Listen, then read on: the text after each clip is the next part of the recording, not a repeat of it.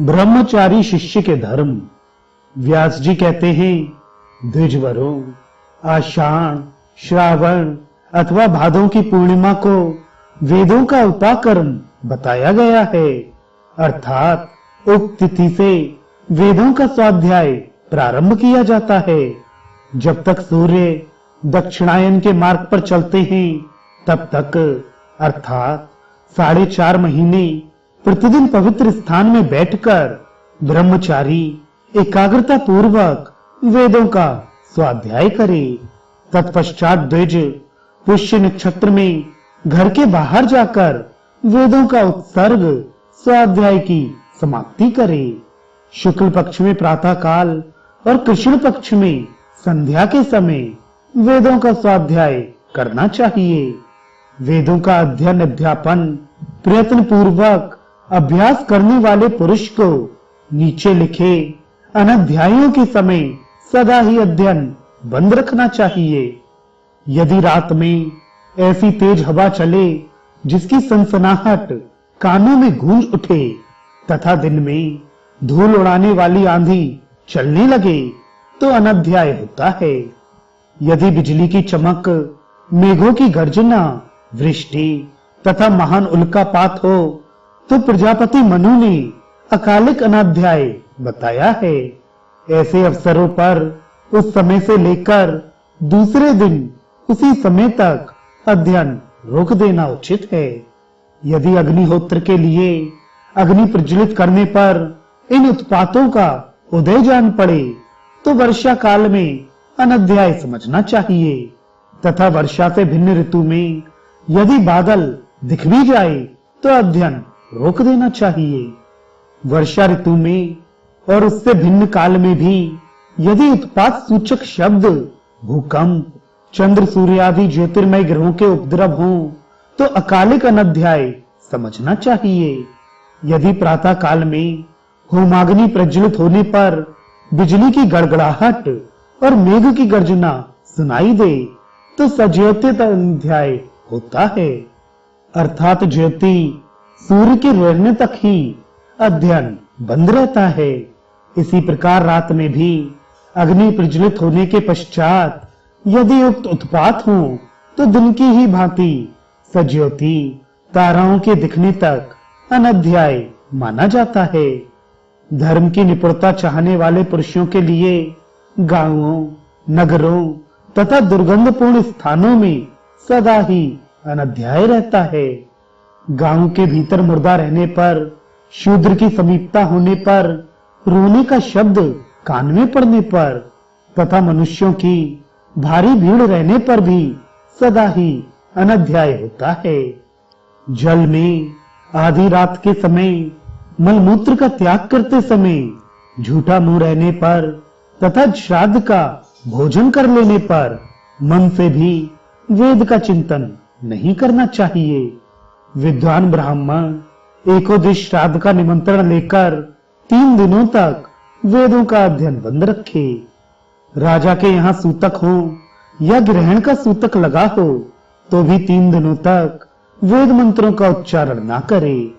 एकोदिष्ट में सम्मिलित होने वाले विद्वान ब्राह्मण के शरीर में जब तक श्राद्ध के चंदन की सुगंध और लेप रहे तब तक वह वेद मंत्र का उच्चारण ना करे। लेटकर, पैर फैलाकर, घुटने मोड़कर तथा शूद्र का श्राद्धान्न भोजन करके वेदाध्ययन ना करे।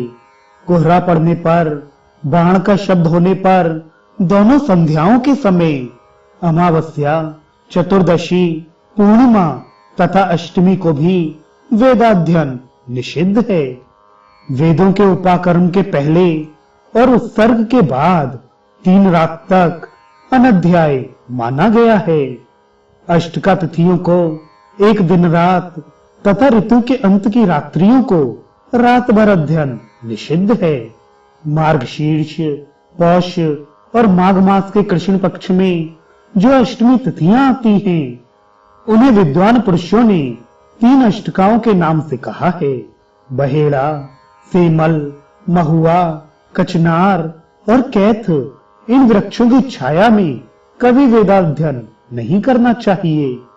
अपने सहपाठी अथवा साथ रहने वाले ब्रह्मचारी या आचार्य की मृत्यु हो जाने पर 3 रात तक अनध्याय माना गया है। ये अवसर वेद पाठी ब्राह्मणों के लिए छिद्र रूप है, अतः अनध्याय कहे गए हैं। इनमें अध्ययन करने से राक्षस हिंसा करते हैं, अतः इन अनध्यायों का त्याग कर देना चाहिए। नित्य कर्म में अनध्याय नहीं होता, संध्योपासन भी बराबर चलता रहता है। उपाकर्म में, उत्सर्ग में, होम के अंत में तथा अष्टका आदि तिथियों को वायु के चलते रहने पर भी स्वाध्याय करना चाहिए। वेदांगों, इतिहास पुराणों तथा अन्य धर्म शास्त्रों के लिए भी अनध्याय नहीं है। इन सबको अनध्याय की कोटि से पृथक समझना चाहिए। यह मैंने ब्रह्मचारी के धर्म का संक्षेप से वर्णन किया है। पूर्व काल में ब्रह्मा जी ने शुद्ध अंतःकरण वाले ऋषियों के सामने इस धर्म का प्रतिपादन किया था। जो द्विज वेद का अध्ययन न करके दूसरे शास्त्रों में परिश्रम करता है, वह मूढ़ और वेदबाह्य माना गया है। द्विजातियों को उससे बात नहीं करनी चाहिए। द्विज को केवल वेदों के पाठ मात्र से ही संतोष नहीं कर लेना चाहिए। जो केवल पाठ मात्र में लग जाता है, वह कीचड़ में फंसी हुई गौ की भांति कष्ट उठाता है।